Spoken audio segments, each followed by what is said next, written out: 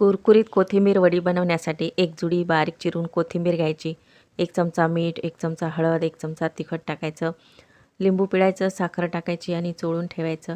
वाटण बनवून घ्यायचं. हिरव्या मिरच्या, जिरं, लसूण, सूप आणि धने हे सर्व वाटण यावर टाकायचं.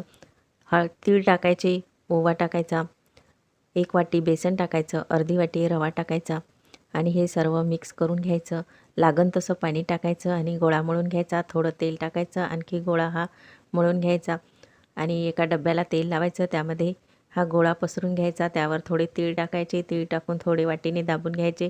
गॅसवर गरम पाणी ठेवायचं. त्यामध्ये 10 ते 15 मिनटं वाफून घ्यायच्या. थंड झाल्यावर याचे मस्त वड्या पाडून घ्यायच्या आहेत. तर बघू शकता आपल्या ह्या वड्या मस्त तयार झालेल्या आहेत. ह्या वड्या तेलामध्ये छान तळून घ्यायच्या आहेत. माझ्या चॅनलवर तुम्ही नवीन असाल तर माझ्या चॅनलला लाईक, शेअर आणि सबस्क्राईब करा. तर बघा अशा ह्या कुरकुरीत वड्या